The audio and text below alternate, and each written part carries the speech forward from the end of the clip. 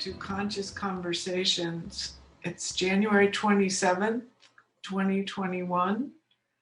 And one of the questions that I've been asked the most over the years at Unity is, what's the difference between metaphysical and mystical? And I've always recommended a book that I think, still have in the bookstore called From Metaphysical to Mystical. It's a thin little book by someone named Dorothy Elder, and it's a very good explanation. But tonight we're going to have an explanation from Kirk Reeve, who's our resident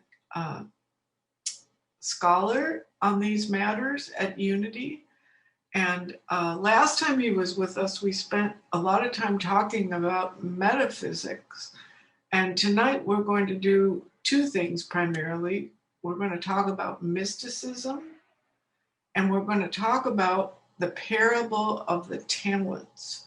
Now, you may think you don't know this parable, but I guarantee that when he reads it, you will remember what this particular story that Jesus told in the Bible. Jesus spoke in parables, which are stories that have a moral message.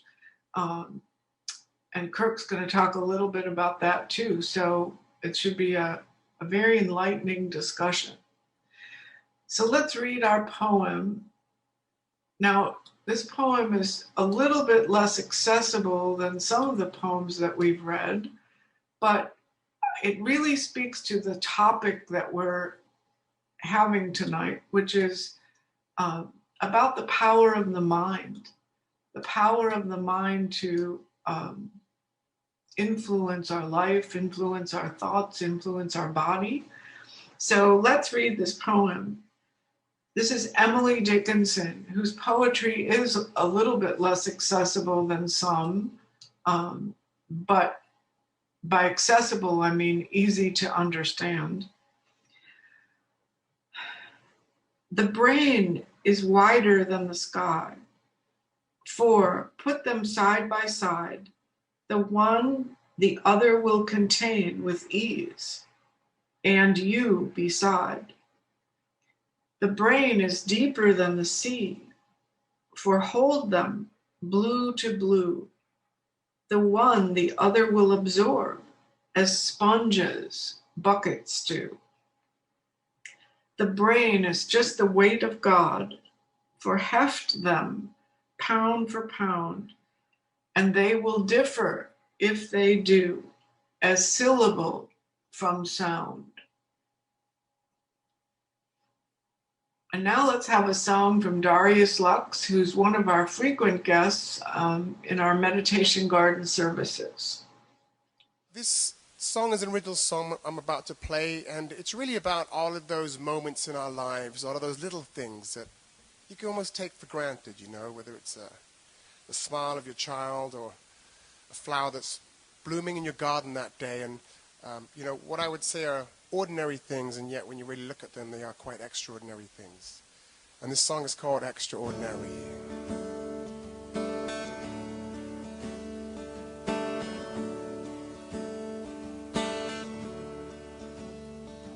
It's an ordinary morning on an ordinary day. It's an ordinary raindrop running down my window pane, and it's so wonderful. Yeah, it's so magical. Makes me want to cry. There's an ordinary human smiling at me on the street. There's a feeling that grows stronger every person that I meet. It's so wonderful, 'cause life's so beautiful, it's got me feeling high. 'Cause we are ordinary, such extraordinary, ordinary people. In the smell of fresh cut roses, in the look on every face, in the heart of every one of us, you will always find a trace of something beautiful, something magical, right before your eyes. 'Cause we are ordinary, such extraordinary, ordinary people.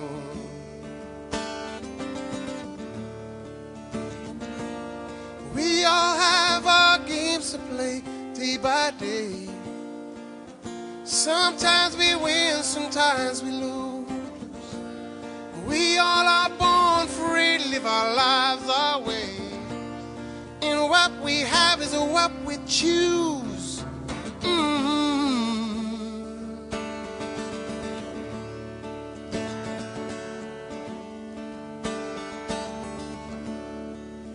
Sound of rolling thunder echoes through these streets, and the rain comes gushing down on us, and it soaks right to our feet. And it's so wonderful to be right here with you and just to be alive. Now an ordinary rainbows spread across the evening sky. These ordinary teardrops that are rolling from our eyes. You're so beautiful, so truly magical, and now we're never gonna die. 'Cause we are ordinary, such extraordinary, ordinary people.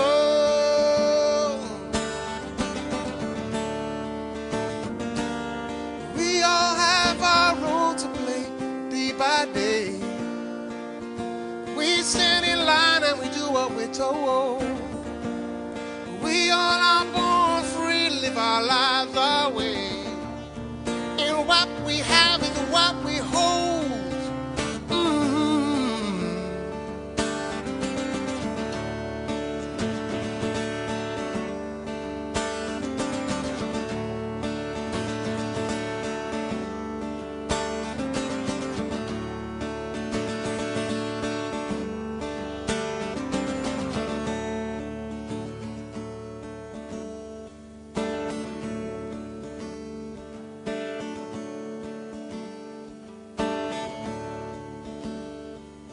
It's an ordinary sunset, and it's glowing up above, and an ordinary moon that is rising just because it's also beautiful, so truly magical. Feel like we can fly. This life is ordinary, so extraordinary. This world is ordinary, so extraordinary, all so ordinary, so extra, extra, extra, extra, extra, extra, extra, ordinary people.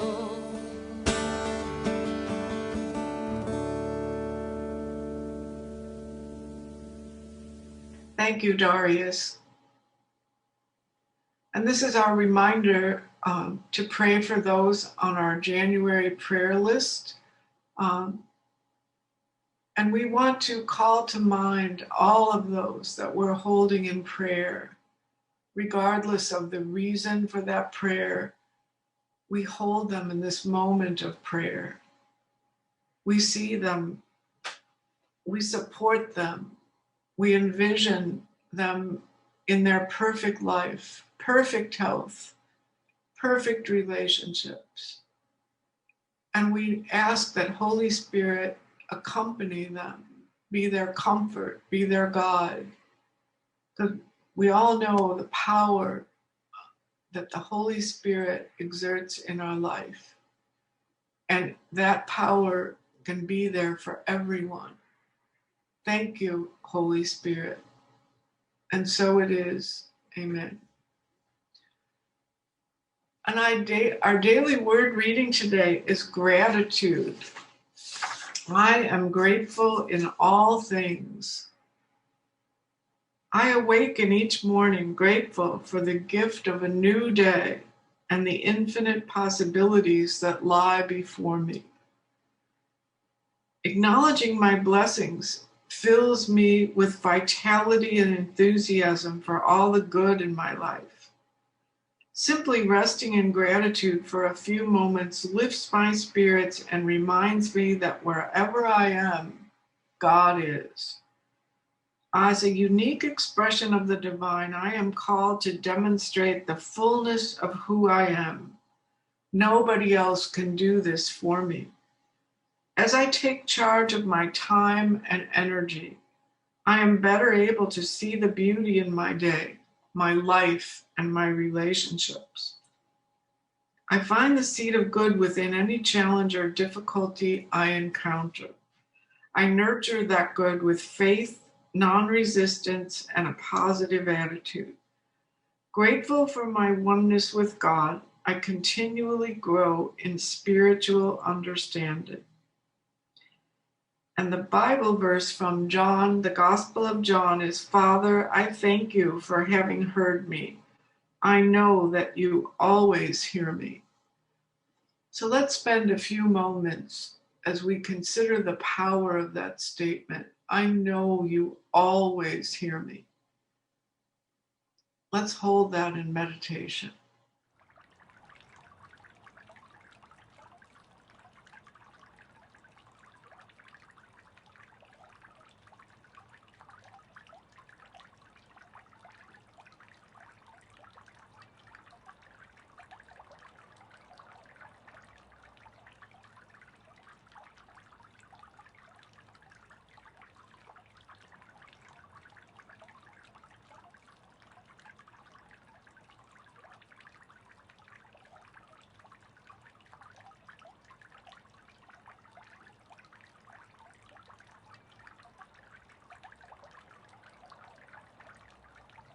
And as we leave our time of meditation, we continue to hold the thought, I know you always hear me.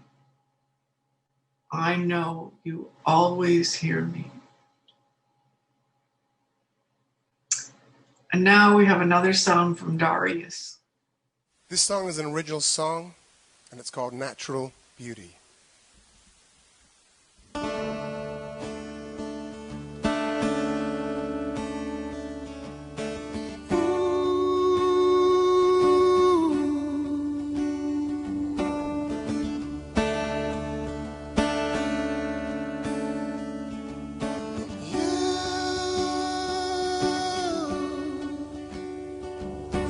Whisper softly on the breeze to those who can, like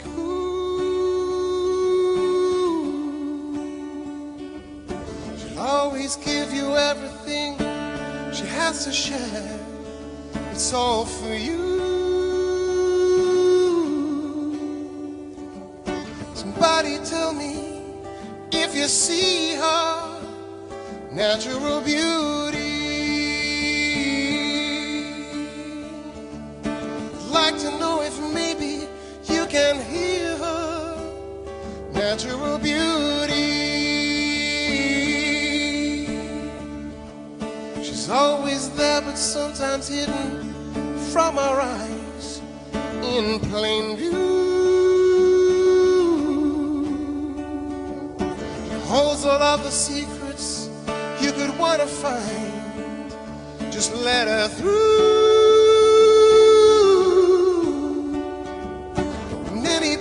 Tell me if you see her natural beauty. It's always so much better to be near her natural beauty.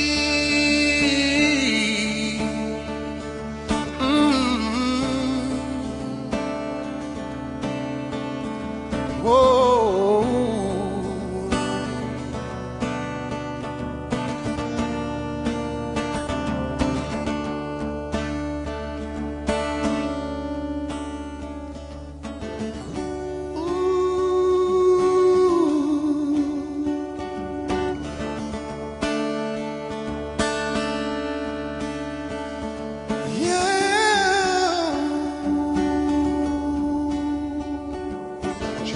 In the evening, and she glistens in the rain. She's all that's true. She's sweeter than the sweetest song that's ever been sung. And I'm like, ooh. Anybody tell me if you see her natural beauty? It's always so much better to be near her natural beauty.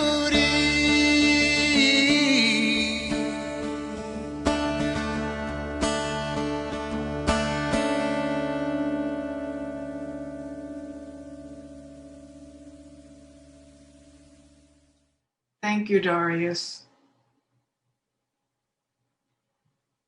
And now I want to introduce Kirk Reeve. We recorded this a few days ago at Kirk's, when Kirk was available and our schedules coincided. So it may look a little different, but it is something that I think you will enjoy hearing, particularly the metaphysical understanding.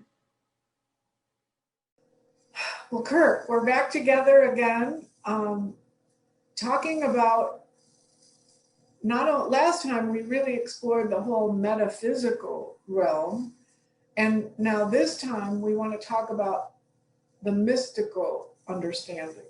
And you know, this is a question that so many people have that come to Unity. Well, what's the difference between, I think they get the difference between literal and metaphysical. That's not a difficult one. But as far as understanding what mysticism is, what a mystic is, that can be much more difficult for people to sort of grasp. And I know this is the kind of thing where we can offer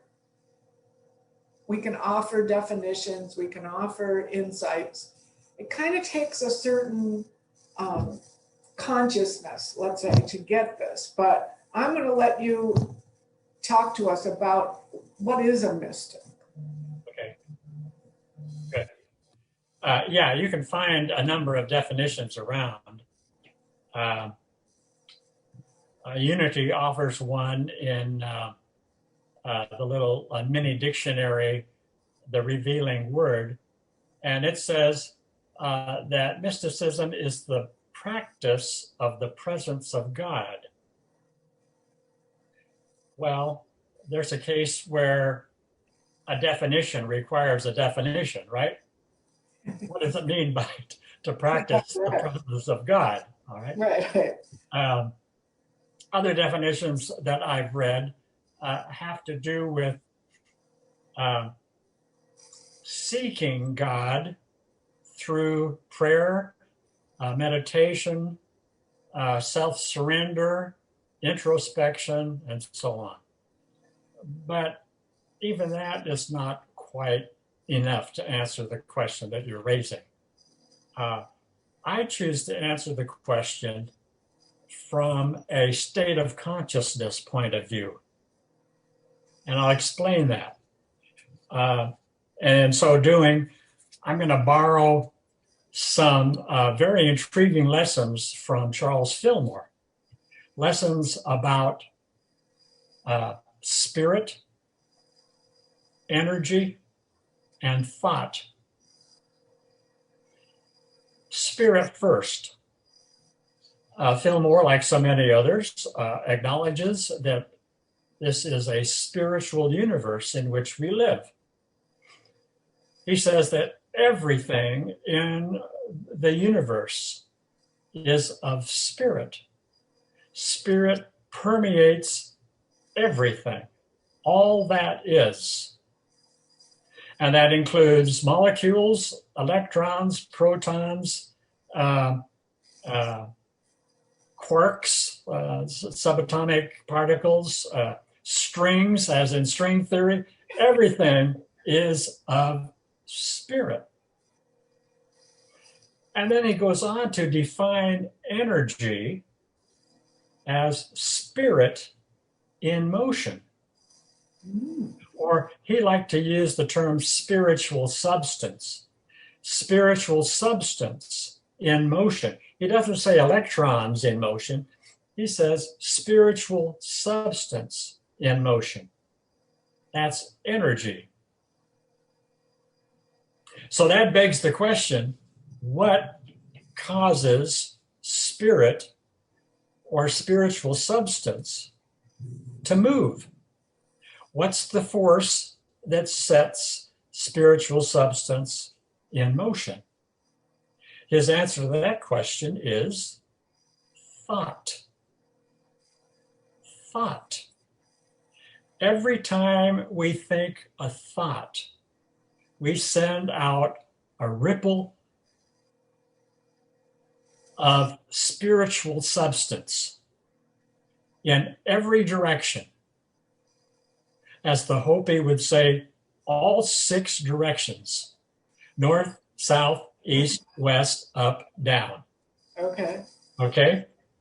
And a rather weak analogy would be tossing a pebble into a quiet pond, and we can see the ripples moving out from where that pebble hit the water.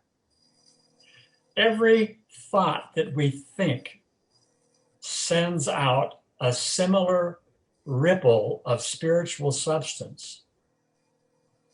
And each thought has its own frequency.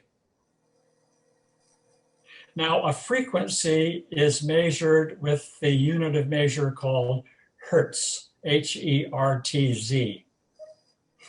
And it represents the number of waves of energy, spiritual substance, that pass a given point in a second.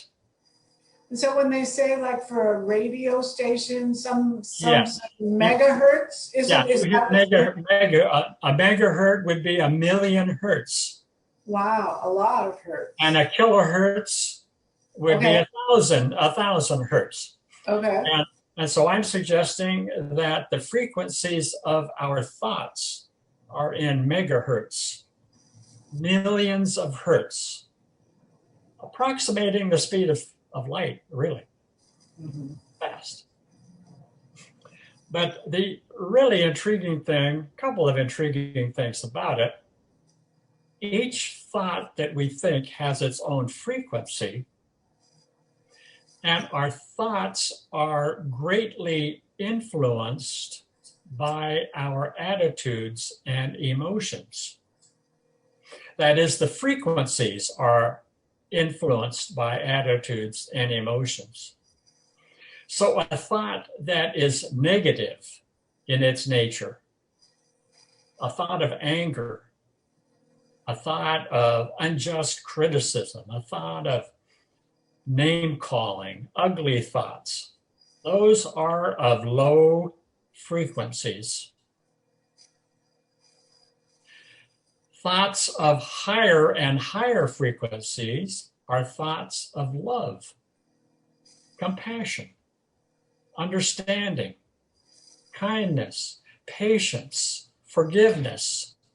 Those kinds of thoughts are of higher frequencies.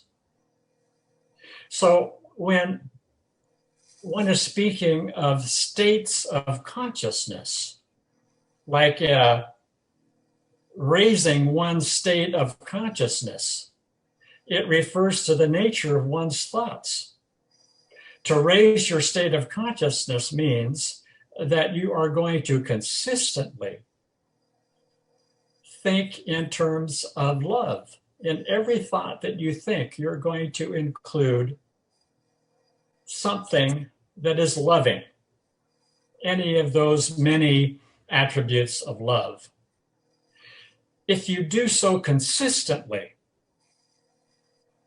and don't let the negative thoughts intervene, quickly renunciate them when they come to mind, keep the state of your thoughts in high frequencies, the state of consciousness will rise.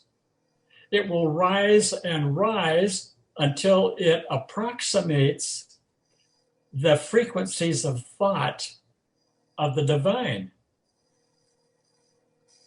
That's what we all want. We want to return to God, so to speak, which can be said as returning our state of consciousness to God's state of consciousness.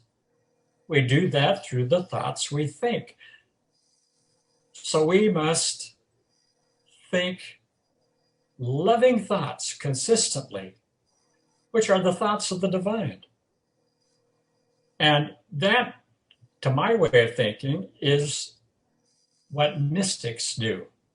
Mystics have high states of consciousness to the point where they have easier access and better understanding of that infinite realm of divine ideas and concepts and truths that Jesus referred to as the kingdom of heaven. With a high state of consciousness comes increasingly better understanding of truth. That's what mystics enjoy. And not only do they enjoy that, but mystics teach. They don't keep all of that to themselves. Right. They share. Right. They write. They preach. They speak. They share what they have learned. And I think, this is something that when you talk about a mystic and you think of this person sort of communing with the higher realms or whatever, because that's, one of the definitions is someone who can access these higher realms in whatever way. Exactly. But we also know that these are often people that confront injustice, and Jesus certainly did confront the people of his time about injustice and challenging the status quo, the people who were so comfortable in their own superiority, and others that we know that had a sense of the divine, but they were people who worked for, yes, they taught and whatever, but even though they, as you say, had loving thoughts, they didn't they didn't delude themselves that the world was wonderful and everybody had these loving, at least that's my view of it, that they also saw the world as it was and worked to change that. Sure. Yeah. Yeah. There's no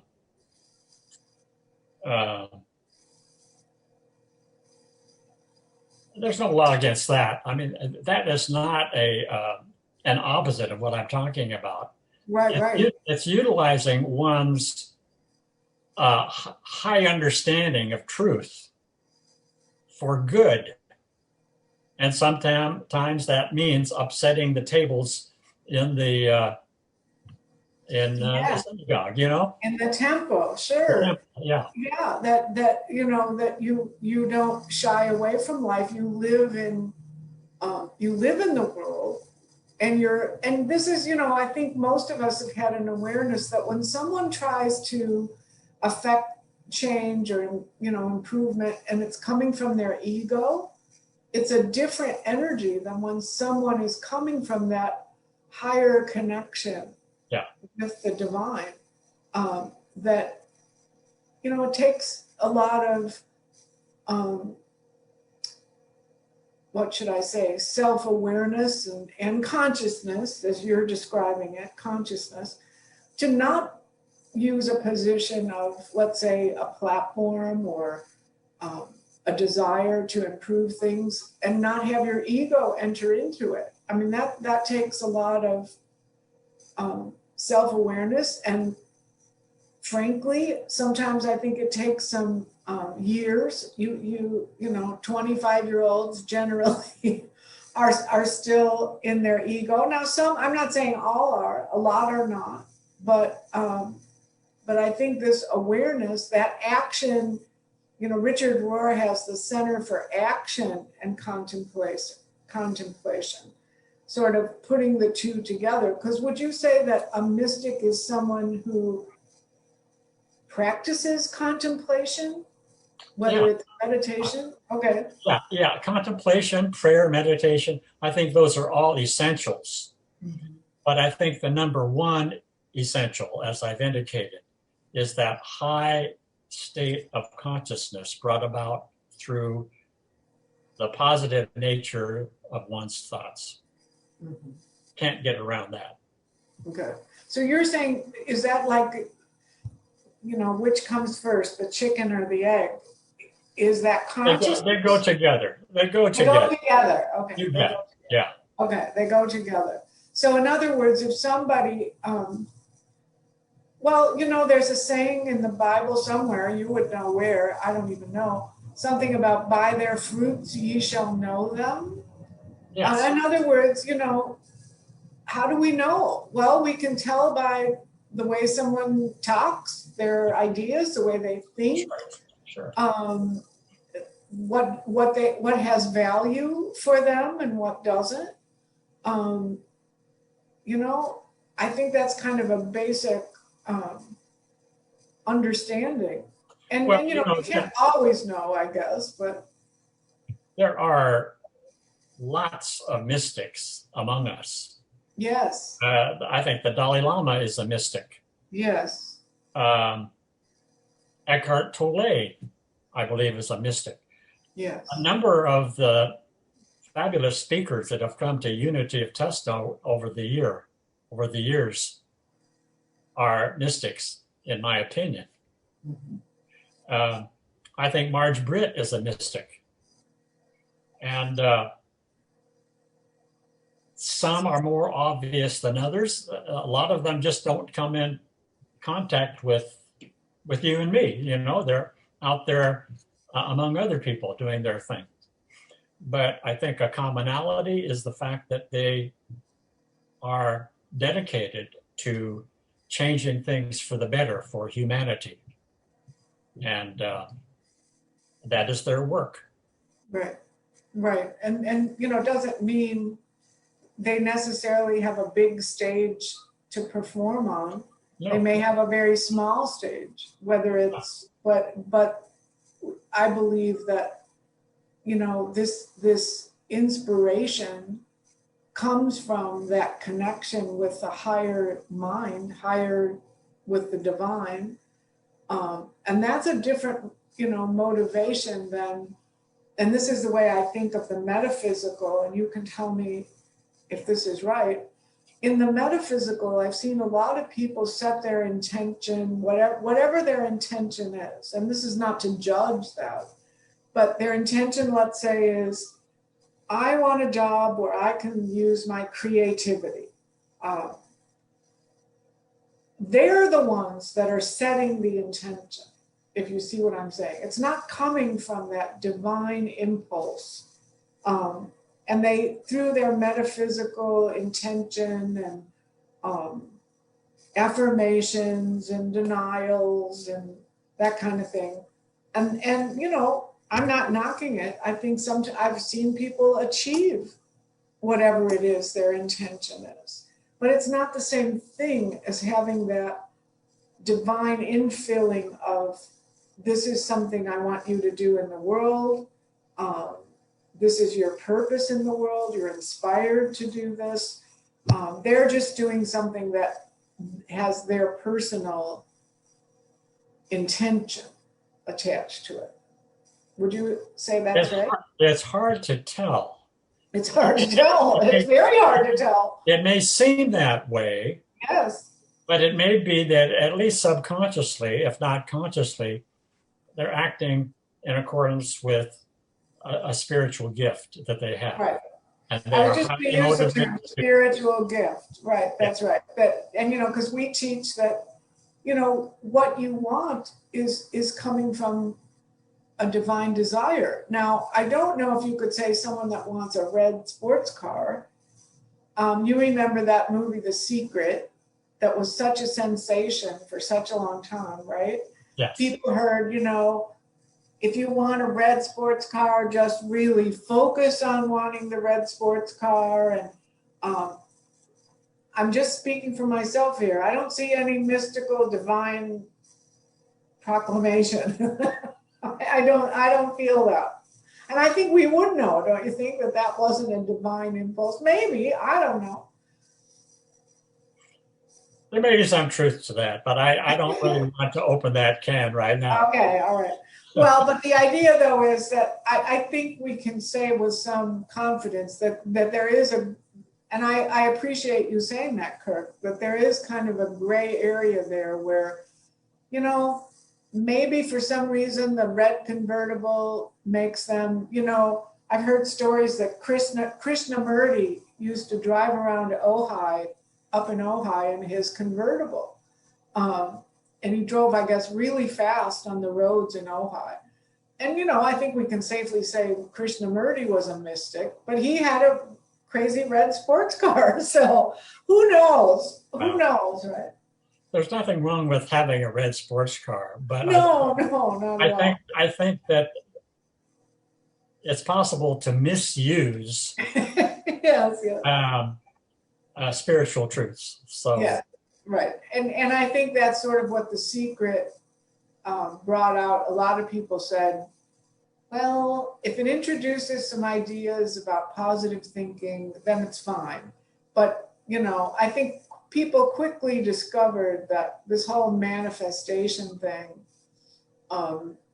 with that The Secret was kind of talking about, there's a lot more to it than what they were looking for. So yeah.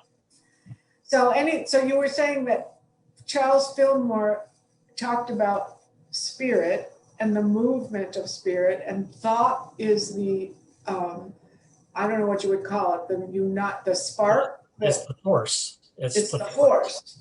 Okay. That moves spiritual substance. Yeah. Okay. In other words, thought generates energy. Yes. Even though thought is not I hope some of our thoughts don't generate energy, but I see, you know, I like that you use the word consistently. Yeah. You didn't say like every single thought, but you said consistently. Well, the thing is, it's so easy to torpedo our own ship if we think loving thoughts on the one hand, and then on the other hand start cursing somebody for something that we think they did wrong. Yeah. The negative nullifies the positive, you see? Yes. So you want to accentuate the positive. You want to eliminate the negative. And as far as the in-between is concerned, you want to instill love in the in-between and raise it on up. Which is, you know, being intentional. It sounds like it's not going to just happen unconsciously. It requires a monitoring of one's own thinking. That's right. You know, all the time. Yeah. And whenever you catch yourself thinking a negative thought, renunciate it and bring love into the picture and change it.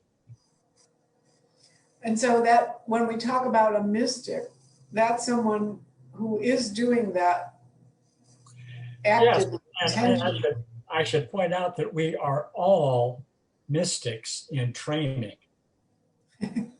Most of us are in the foothills of enlightenment, if I can borrow the yeah, that's exactly right. Yes, that's exactly right. We're in the foothills of enlightenment. We are plodding along step by step, learning as we go, growing as we go. Some of our fellow men and women are higher on the path than we are. Yes, some are. And have reached that mystical status. But our goal is the same. Yeah. We're all to be mystics eventually. Right. And you know, I guess what's interesting here is that this is something that we, whether we're conscious or unconscious, if there is a goal, that is the goal. And as you go further along, I think you do begin to understand the goal isn't this lofty purpose or, well, anyway, your burning desire becomes more for that enlightenment rather than some other worldly goal. The goal is often described as becoming one with God. Yeah. Okay. Well, we are one with God. But I think what it really is saying is that our state of consciousness needs to be raised to be one with God consciousness. Right. It's the consciousness, not the physicality. I mean, we are physical beings only temporarily in our sojourn here on this planet. But our mind is eternal.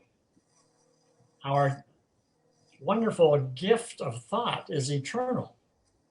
And we want to raise the nature of our thought to the highest that we can, thereby being one in thought with the divine.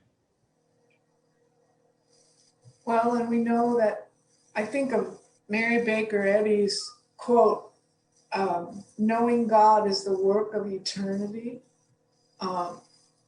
This is the work of eternity. Yes. Right? Right. Yeah. And, you know, we know we're in the foothills of enlightenment, some of us. And we know that there's a bigger hill up ahead, right? A bigger mountain that we're going to climb. And, you know, whether it's in this lifetime or another lifetime, I don't know. I really don't spend a lot of time thinking about that. Some people do. Some people are very interested in that subject.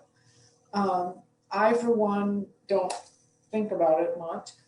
But, you know, I think that we study these things, we talk about these things like we're talking about it today. And we know that, you know, I don't think even, you know, you are somebody that studied this in a scholarly kind of way, I would say. I don't know that it's, when I think of, for example, you know, my interest in poetry and poets, to me, most of them have a mystical connection. That's where their inspiration comes from. Not all, but most. Okay. And, you know, Emily Dickinson, for example, she probably couldn't have explained to you, she didn't know about New Thought but she just naturally knew that there was a part of her that was close to the divine, that knew God. And she wrote from that consciousness, from that awareness. And she had her doubts. She had very strong doubts, partly because she, you know, grew up in a time when fundamentalist religion was very common, and she did not participate in that. She would not participate in that. So, and most mystics won't. They don't like to be controlled because their control comes from, you know, another source. And I, you know, last time we were together, I asked you to talk about a story from the Bible. And when we say that, I think parable is the word that we normally use. And a parable, maybe you can speak to what is a parable. Sure. Yeah. Because they're not only in the Bible, right? True. Yeah. Okay. They're not exclusively in the Bible. There are parables, fairy tales. Cinderella is a parable. A parable is a narrative of imagined events used to illustrate a moral or a spiritual lesson. Okay. Usually short and simple, with characters, things, and happenings having meaning other than the literal. That's a parable. Okay. So rather than think of and I know that there are fundamentalists that believe that Noah's Ark really was a Noah's Ark and there really were two animals of each kind. And I can't explain that. But we can also look at it as a parable. And now you're going to talk about a parable from the New Testament, which was Jesus' parable? Yes. Okay. Yeah, this is from Matthew 25, verses 14 to 30. It's the parable of the talents. Okay. A very familiar parable, I think, to all Christians. And one with a spiritual lesson. Okay. One that is based in spiritual law. Spiritual law. Okay. Yeah. And I'll point out the law to you when when we get a little bit deeper in it. But it starts off with verses 14 and 15. For it will be as when a man going on a journey called his servants and entrusted to them his property. To one he gave 5 talents, to another 2, to another 1, to each according to his ability. And then he went away. In the parable, the word talent is used to mean money. Okay. And in biblical days, a talent was a currency from the Greek culture. Talent in the Oxford Dictionary, for example, refers to special abilities. That's a common use of the word that we are familiar with. The Metaphysical Bible Dictionary speaks of talents as being spiritual gifts. And it cites some examples of spiritual gifts beginning with life itself. It says life, love, truth, substance, intelligence, faith, power, judgment, will. In fact, every inherent attribute of man's being is a spiritual gift. That's the meaning of talent in the parable. So our metaphysical interpretation thus far is that a talent is a spiritual gift. The master is the giver of spiritual gifts. The Holy Spirit, God, our higher self. You take any of those terms you want and you can apply it, I think, readily. Each of the 3 servants could be representative of each one of us. But the focus is on the 3rd servant. So let's say for purposes of discussion that it's the 3rd servant that represents each of us. In other words, each of us is susceptible to the same trap that the 3rd servant fell into. And verses 16 to 18 go on to say, he who had received the 5 talents went at once and traded with them, and he made 5 talents more. So also he who had the 2 talents made 2 talents more. But he who had received the 1 talent went and dug in the ground and hid his master's money. So we find that the first 2 servants were confident with the money that had been entrusted to them and invested it in some way, multiplied it in some way, utilized it, built upon it, nourished it, however you want to describe, and they brought back the profit to the master. But the cautious servant buried his 1 talent. And as we'll see later in the parable, is because It was out of fear. He was afraid of the master.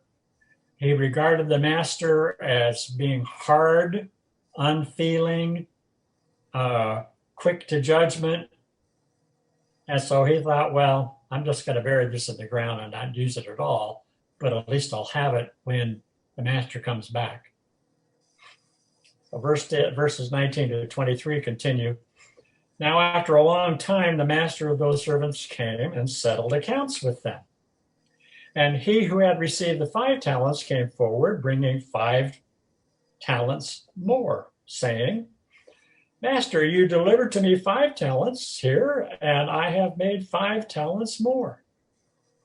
And his master said to him, Well done, good and faithful servant. You've heard that line before. Yes. Yeah, you have been faithful over a little. I will set you over much. Enter into the joy of your master. He who had the 2 talents came forward, saying, Master, you delivered to me 2 talents, and here I have made 2 talents. His master said to him, Well done, faithful servant. You have been faithful over a little. I will make you faithful over a lot. Enter into the joy of the master. Now, that last line, enter into the joy of the master, according to the Metaphysical Bible Dictionary, means enter into the consciousness of having done your best. Done your best with the talents that you've been blessed with. There's a moral right there in as a preview. And then verses 24 to 30 continue. He also who had received the 1 talent came forward, saying, Master, I knew you to be a hard man, reaping where you did not sow and gathering where you did not winnow. Now catch that. The 3rd servant is accusing the master of something here. He's accusing the master of reaping where you did not sow and gathering where you did not winnow. I was afraid and I went and hid your talent in the ground. Here you have what is yours. He gave him back the 1 talent. But his master answered him, You wicked and slothful servant. Now catch this next sentence. It's a question from the master. Question. You knew that I reap where I have not sowed and gather where I have not winnowed? Then you ought to have invested my money with the bankers, and at my coming I should have received what was mine with interest. So, and he's saying to somebody around him, maybe his bodyguards, I'm not sure, take the talent from him. Give it to him who has the 10 talents. For to everyone who has will more be given, and he will have abundance. But from him who has not, even what he has will be taken away. And cast the worthless servant into the outer darkness, where men will weep and gnash their teeth. Now that was Old Testament way of striking fear into their readers. But this business about for to everyone who has will more be given and will have abundance, but from him who has not, even what he has will be taken away. That has to do with spiritual law. And the moral or spiritual lesson of the parable is that all gifts of spirit are to be used to man's fullest ability. There are consequences for doing that. Positive consequences for using the best of one's ability. uh, negative consequences for ignoring or violating the law that pertains to gifts of spirit. And that law is the law of manifestation.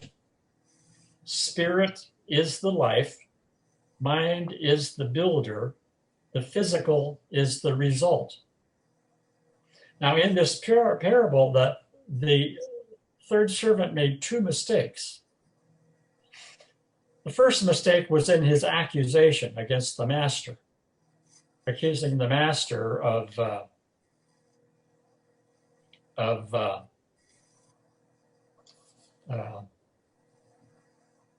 reaping where you did not sow and gathering where you did not winnow.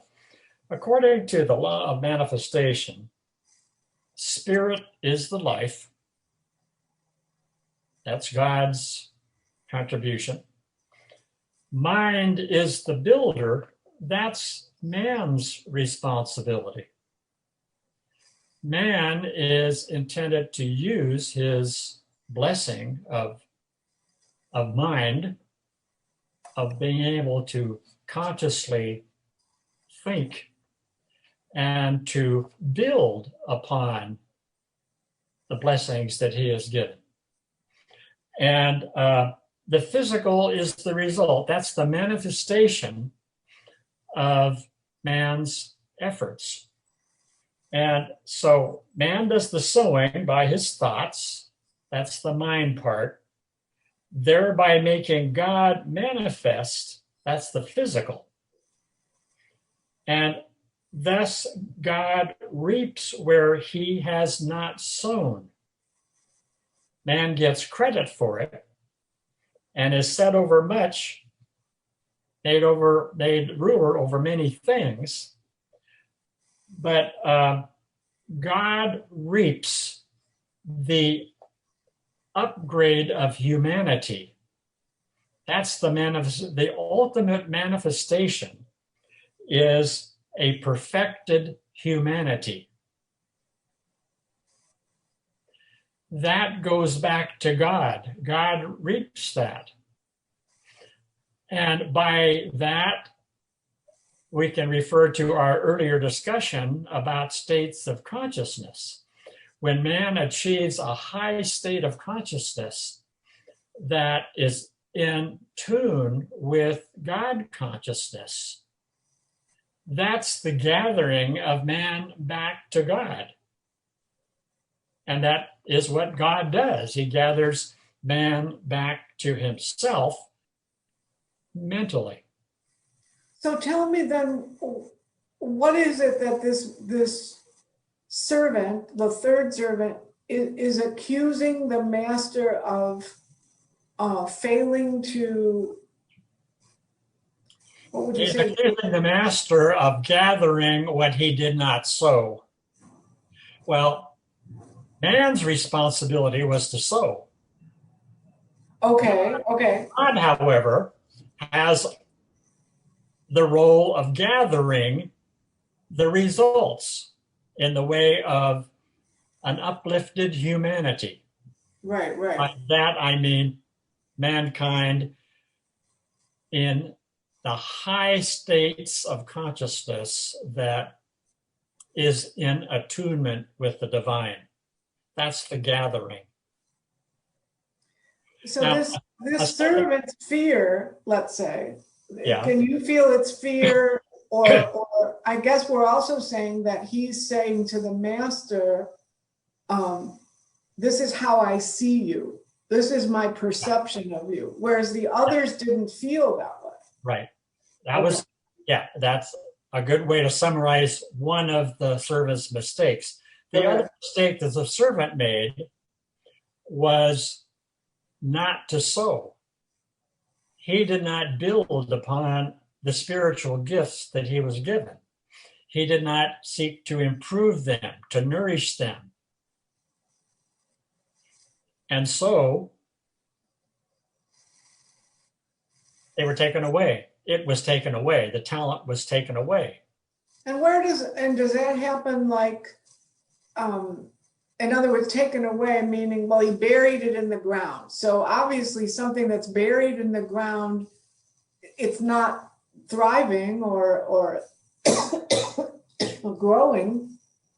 Let's use a talent in our usual understanding of the word, like a gift of mathematics, Yes, yes, a yes. gift of music, or a gift of biology, or a gift of dance or poetry or whatever it is. If it's not used, if it's allowed to lie dormant and the individual says, I'm not going to mess with that talent, I just don't want to be bothered, I'd rather watch TV, Right. then that talent is going to atrophy. You know, we human beings, we Americans particularly, sum up that law very succinctly by saying, use it or lose it. Or lose it. Okay. That's the law. Right, right. So that the idea that what you have will, even that will be taken from you. If you don't use it. Okay. Yeah, that's exactly right. That it's not like a question of you keep it, but you don't even keep that. You can't keep it buried in the ground and Right. get it up 10 years later and you know, that's not to say you can't, but the idea is that if you're looking at it from, you know, use it or lose it, it's like, you know, it's just down there. And, you know, for whatever reason, I keep thinking about what you said, though, about fear being the reason, let's say. But there can be other reasons. You're saying laziness can be a reason, like I'd rather watch TV.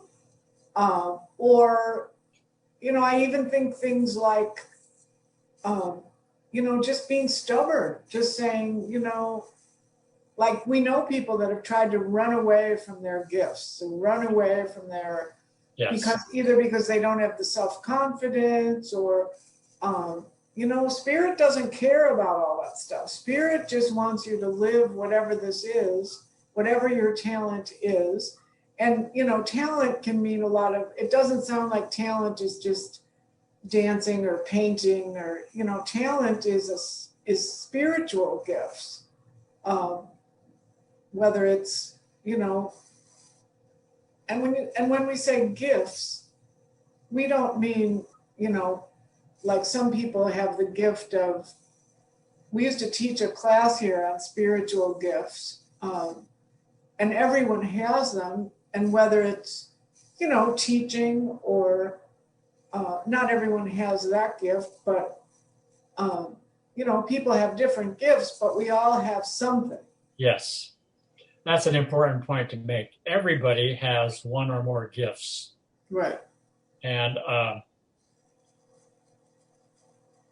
according to the law, if that gift is utilized, it can lead to more gifts, which, if utilized and allowed to grow and flourish, can lead to even more gifts. So the idea is by developing them, more comes. Exactly. Fear, of course, is a negative thought, and it nullifies a lot of positive thoughts. Self-confidence is positive, and the first two servants had that form of positive thinking about them, and they were able to capitalize on the gift that they were given and multiply it. And, you know, because it's kind of interesting. You know, obviously I've heard this parable many times, but this time what stuck out in my mind is at the beginning, the master hands out these gifts to people according to their ability. Yes. Which is interesting. It is, yeah. But it's not like the master says, okay, let's see what you can do with this. It's not like the master gives them a directive. So Right. it would take a certain amount of confidence, right? To risk. Well, yeah. There's a risk involved for these people, right? But they take the risk, and it's the one that doesn't take the risk that has the worst outcome. Our independence is one of the beauties of our being. God doesn't tell us what to do every step of the way. Right, right. He gives us a gift and he says, in effect, run with it. Go. See what you can do. Right, right. But this master doesn't say that. The master just, I don't know whether you would say uses discernment in giving out this gift. But he doesn't say, I'm giving you a test here to No. see how well you're going to do. No. And so they're kind of on their own in that sense of saying, well, what am I going to do with this? Yeah. And I think, we all know that by prayer and meditation and other spiritual practices, and, like in your case, studying all this stuff can actually, you're doing it on your own. So there's that sense of, I like that word, independence. Well, let me point out that our prosperity is basically ideas. Yes. Everything starts with an idea. And as I indicated earlier, that infinite realm of ideas that Jesus referred to as the kingdom of heaven is ours to access. The higher our state of consciousness, the easier it is, the wider the door to that realm. But it's accessing ideas and then giving them thoughtful nourishment and allowing them to grow and develop under your auspices. That's how creation occurs. And I want to have you mention something about this outer darkness thing at the end. That's pretty bleak sounding, right? That would be It scary. is. Yeah. Darkness refers to ignorance. Okay. Again, a state of consciousness. And the Old Testament particularly is replete with language of that kind that depict all kinds of horrors and terrible things happening and so forth. And I guess there was reason for it in those days to scare people into doing things a certain way. Even in the book of Revelation, the Apostle John borrowed some of the language from the Old Testament and used that. It adds to the difficulty of understanding the Bible, I think, when that is used. But I think it probably had a certain impact too, right? You use that kind of. Absolutely, yeah. I mean, when I hear outer darkness, I think, wow, that just sounds really bad. I don't want to go there. No, but it does make you pay attention in a way that if they said, well, you'll just be ignorant, that doesn't have quite the same impact. Yeah. So anything else about the parable of the talents? I think I've told you everything I know. Yeah. Well, that was wonderful because, we think of these stories as, and, I don't know, it's been a long time since I've heard a traditional, let's say, religious interpretation of that parable.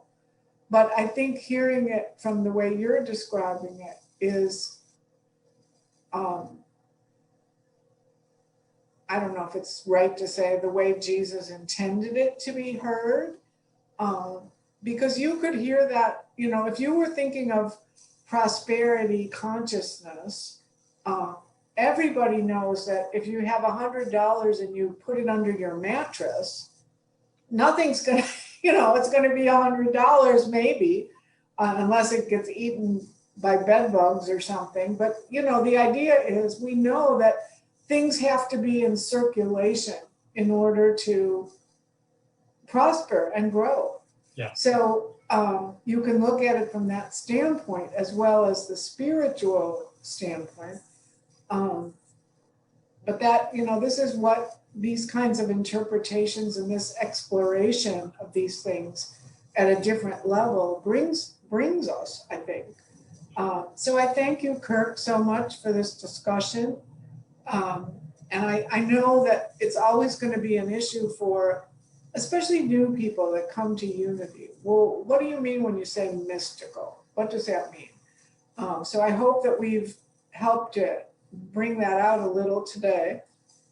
And then also talking about the metaphysical interpretation of the parable of the talents. So, and that's, what part of the Bible is that again? That's Matthew 25, Okay. 14 to 30. Okay. Well, thank you, Kirk. Sure. And we will have another conversation soon. So now we've come to the time of our tithes and love offerings. As I've said at our Sunday service, this is your community. This is your spiritual community. And the offerings that we have and the lovely grounds that we are part of, all of us, this is for all of us. And we need your support, your emotional support, your prayer support, as well as your financial support for the vision that is Unity of Tustin to be actualized, to remain the powerful force that it is in the community, in our world, the message of unity that we've all benefited from so much in our lives. So we thank you for all of your offerings. And now let's say the love offering blessing together. Divine love, as me, blesses and multiplies all that I am, all that I have, all that I give, and all that I receive. Thank you, God. This next song is an original song, and a few years ago I had opened up an invitation to the general public to send me snippets of words, lyrics, thoughts, feelings, and I actually put this song together from the words of all these different people that sent me their words. It's called Waking Up, and it's kind of a nice theme that I found amongst all these people of kind of overcoming everyday adversities and just kind of deciding that you're going to have a great day.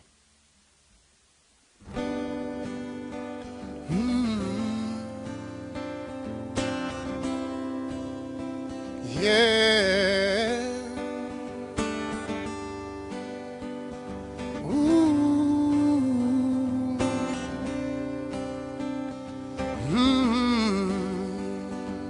Just tell me how to do it. I'm feeling strange and don't know why, but my heart switch wants to be left up today. I believe we're more than random stars in the sky, melody that time won't fade away. So those moments that you cherish, hold them close with all your might. Life is living through each of us in our hearts while we sleep at night. I'm waking up to a blue sky every day. There's a perfect day that's spreading out right in front of me, with my head up in the clouds, my feet firm on the ground. Each laugh, each smile is a minute in time. I'm waking up, I'm being set free. I'm waking up from a dream. We're headed for a breakthrough. Your delusion slips away. Some are holding on while others embrace the change. No one said it easy, or that it all falls into place. There's people who knock you down and then laugh right in your face. So have faith with the effort your heart carries on its beat. This is not a fantasy, this is What's real is what we seek. And now the genie's out the bottle, but we're still going full throttle. And I don't want to be falling fast asleep at the wheel. I'm waking up to a blue sky every day. There's a perfect day that's spreading out right in front of me. With my head up in the clouds, my feet firm on the ground. Each laugh, each smile is a minute in time. I'm waking up, I'm being set free. Waking up from a dream. Oh, sometimes it all just seems too much. Lift me up, put me down, I get twisted all around. When the morning glow wakes me without a care, my spirit's free and flying high. There's no worries in my sight.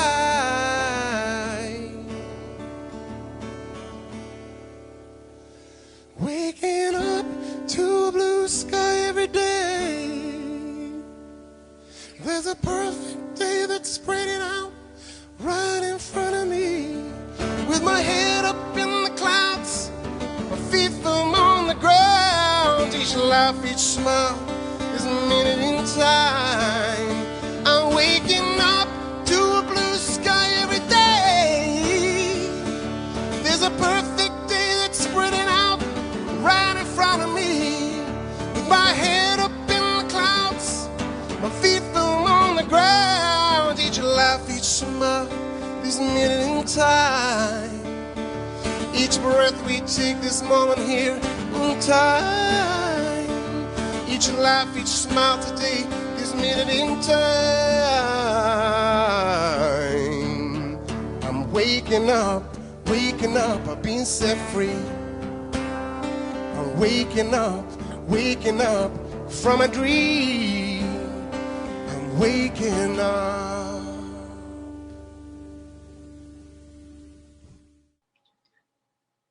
And so, just briefly, we have 2 classes continuing.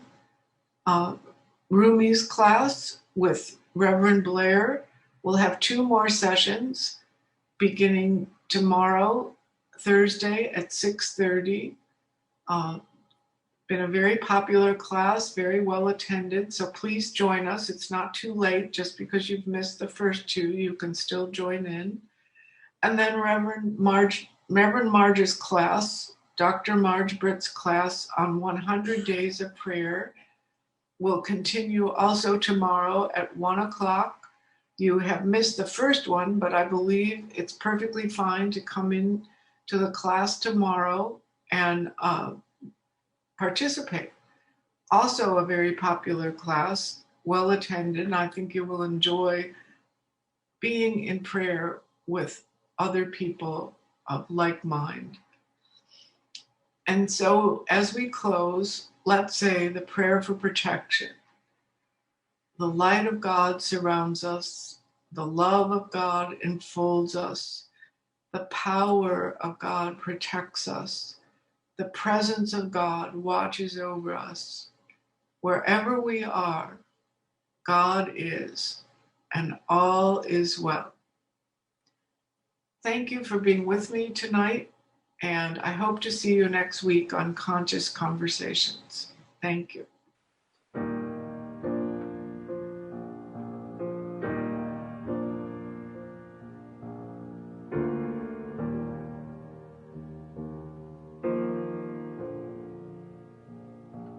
Get ready,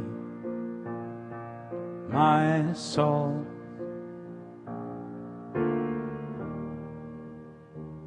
I'm diving in. Get ready, my soul.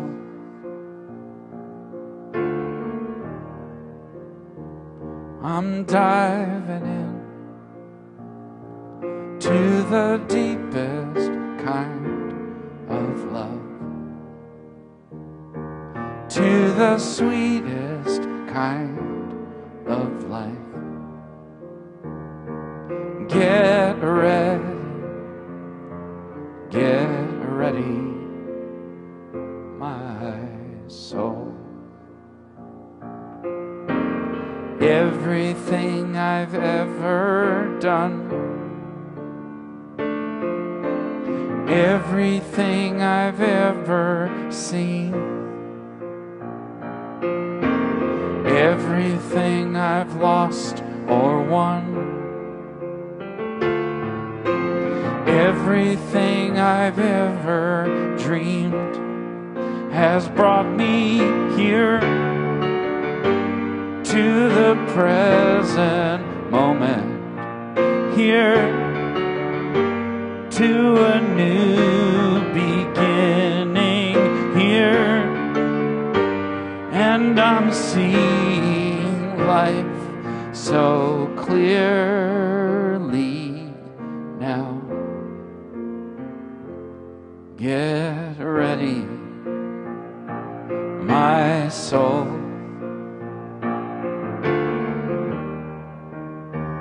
I'm diving in.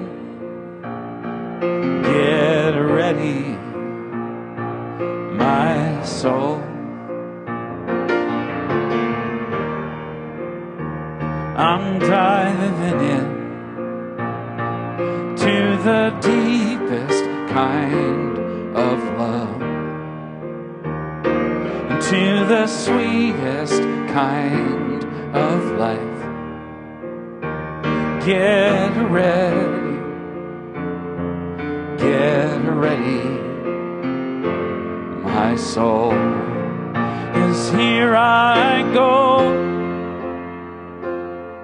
deeper, deeper, deeper than I've ever been before. Here I go, closer, closer, closer to my sacred source. Here I go,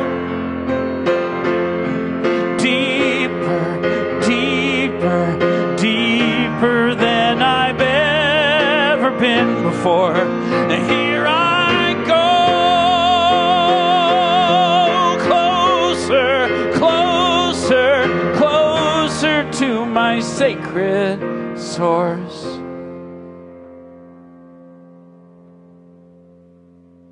Get ready, my soul.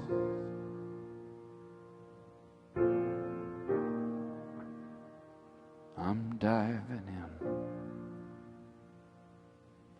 Get ready, my soul.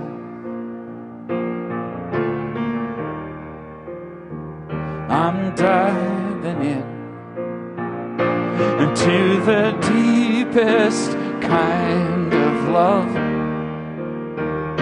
into the sweetest kind of life.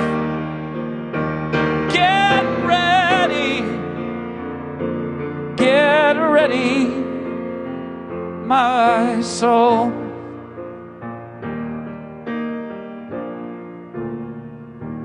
Get ready, my soul.